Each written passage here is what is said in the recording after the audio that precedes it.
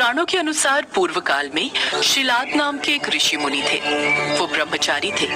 ब्रह्मचर्य का पालन करते करते शिलाद ऋषि मुनि को बुढ़ापा आ गया। अब उनके मन में एक भय सताने लगा। भय यह था कि बिना संतान उनकी मृत्यु के बाद उनका वंश समाप्त हो जाएगा। इसलिए उन्होंने अपने वंश को आगे बढ़ाने के लिए इंद्रदेव की कठोर तपस्या करने का निश्चय किया। एक दिन इंद्रदेव उनकी भक्ति से प्रसन्न होकर प्रकट हुए। हे मुनिवर, मैं आपकी भक्ति से अत्यंत प्रसन्न हूँ। मांगो, आपको क्या वर चाहिए? इंद्रदेव, मुझे वरदान दीजिए कि मुझे ऐसे पुत्र की प्राप्ति हो जिससे मृत्यु छू भी ना सके। मुनिवर, ऐसा पुत्र देने में तो मैं असमर्थ हूँ। आपकी इच्छा तो केवल देवों के देव महादेव ही पूरी कर सकते हैं। आप महादेव की तपस्या कीजिए, वो आपकी मनोकामना जरूर पूरी करेंगे। इंद्रदेव के कहे अनुसार शिलाद घने जंगलों के बीच बैठकर महादेव की कठोर तपस्या में जुट जाते हैं और कई सालों की कठोर तपस्या के बाद उनकी भक्ति से प्रसन्न होकर महादेव उनको दर्शन देते हैं। शिलाद, हम तुम्हारी तपस्या से प्रसन्न हुए। कहो, तुम क्या वर मांगना चाहते हो? हे प्रभु, मुझे आपके समान ही पुत्र चाहिए जो कि अयोनिजा हो और जिसको मृत्यु छू भी ना पाए। ये सुनकर महादेव मुनि शिलाद से बोले, हे मुनिवर, यूँ तो मैं सारे जगत का पिता हूँ, फिर भी तुम मेरे पिता बनोगे। मैं तुम्हारा अयोनिज पुत्र होऊंगा तथा मेरा नाम नंदी होगा। इसके बाद महादेव अंतर्ध्यान हो गए। फिर ऋषि मुनि भी खुशी खुशी अपनी कुटिया में चले गए। कुछ समय बाद शिलाद भगवान शिव के नाम से यज्ञ कर रहे थे। उसी यज्ञ कुंड से एक बालक उत्पन्न हुआ। उस बालक का मुख बेहद ही मनमोहक और लुभावना था। वाह, कितना मनमोहक और सुंदर अंश है मेरे शिव का। अब तो ऋषि शिलाद की प्रसन्नता का कोई ठिकाना ही नहीं था। वह उसे अपने साथ घर ले आए और उसका लालन पालन करने लगे। देखते ही देखते नंदी बड़ा हो गया। 5 साल का होते ही शिलाद मुनि ने नंदी को संपूर्ण वेदों और अन्य शास्त्रों का भी अध्ययन करवाया। और फिर जब वो 7 वर्ष का हुआ तो एक दिन ऋषि शिलाद के घर मित्र और वरुण नाम के 2 सन्यासी आए। ऋषि शिलाद की आज्ञा से नंदी ने दोनों सन्यासियों का खूब आदर सत्कार किया, उन्हें भोजन कराया। खाइए मुनिवर, खाइए। अगर आपको किसी और चीज की भी आवश्यकता है तो मुझे बताइए। नहीं नहीं, हमारा पेट भर गया, हमें और कुछ नहीं चाहिए। आपका बहुत बहुत शुक्रिया। ऋषि शिलाद के घर मिले इस सेवा भाव से दोनों सन्यासी अत्यधिक प्रसन्न हुए।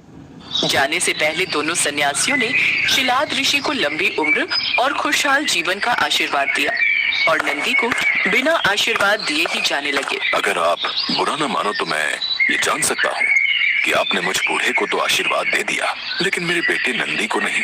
तब सन्यासियों ने बताया, हमें ये बात कहते हुए बेहद ही दुख हो रहा है, लेकिन सच तो यह है कि नंदी अल्पायु है, अर्थात उसकी आयु बहुत कम है। हाँ मुनिवर, उसके पास केवल 1 वर्ष का ही समय है।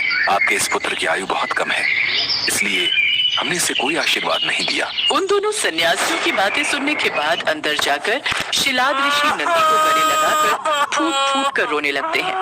तब नंदी अनजान बनते हुए उनसे पूछते हैं, पिताश्री, आपको ऐसा कौन सा दुख आ पड़ा जो आपका शरीर इस तरह कांप रहा है और आप फूट फूट कर रो रहे हैं? पुत्र, सन्यासियों ने बताया कि तुम अल्पायु हो और इस बात से मैं बेहद दुखी हूँ। तुम ही बताओ, मेरा ये दुख कैसे दूर होगा? पिता के मुख से ऐसी बातें सुनकर नंदी हंसने लगता है और कहता है, आपने मुझे स्वयं भगवान शिव के आशीर्वाद से पाया है, तो मेरे इस जीवन की रक्षा भी भगवान शिव ही करेंगे। आप इस बात की बिल्कुल भी चिंता न करो।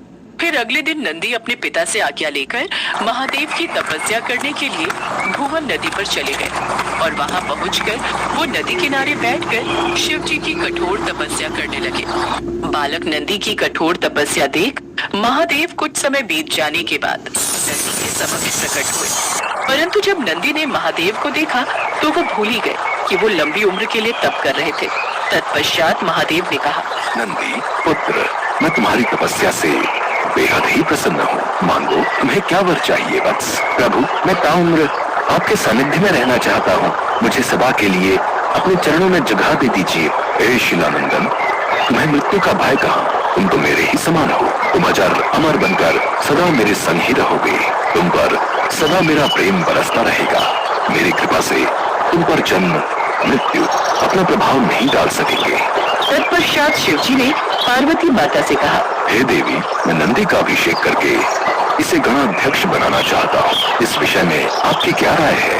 महादेव, आप नंदी को गणाध्यक्ष पद प्रदान कर सकते हैं, क्योंकि परमेश्वर यह शिलानंदन मेरे लिए पुत्र सरीखा है, इसलिए नाथ ये मुझे बहुत ही प्यारा है।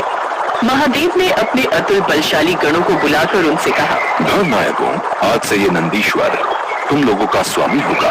मैं धन्य हो गया प्रभु, मैं धन्य हो गया।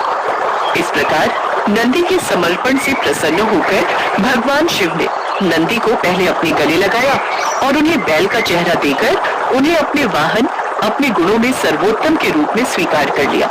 और तभी से शिव जी की मूर्ति के साथ नंदी की प्रतिमा भी स्थापित की जाती है। ऐसा माना जाता है कि शिव जी तो हमेशा ध्यान में लीन होते हैं, वो हमेशा समाधि में रहते हैं, इसलिए नंदी के कानों में बोलकर उनके भक्तों की आवाज उन तक नंदी ही पहुंचाते हैं।